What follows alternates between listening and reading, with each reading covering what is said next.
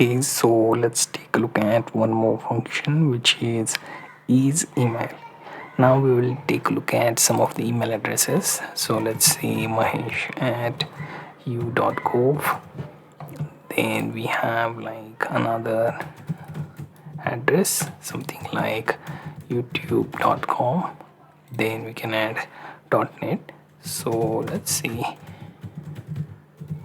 right? So we'll keep on adding the different ending extension .government, etc., right? So we are just going to try out all the available option. So let's see, then we have two more domains, something like, let's see, this, and then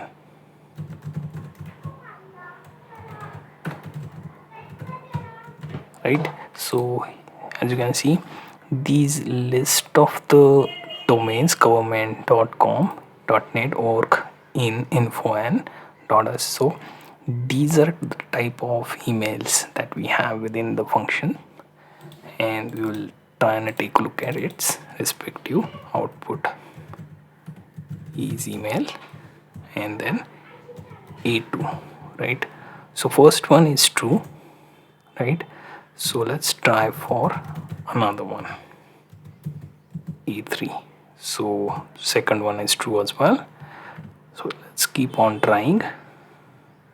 This is true as well, right? And then we can try another one, true. Now these are the regional domains, .in, .us, .info, something that we are not aware of. So let's try and use that as well.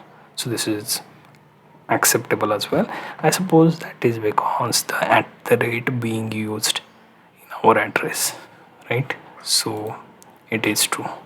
So here let's try and use another one. This is true as well. So it will take the valid addresses, right? So if we try and mess it up here, something like, instead of this we add hash, then here notice, let's say @ again, then it will become false, right? And then we add 1 here, it will become false again. The reason being, Google learns how to mess up those email addresses, right?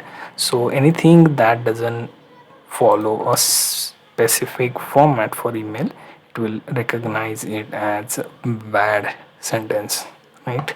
And it will result in false. So you get the idea how to use email function to check whether those particular set of the addresses that we input are valid or not.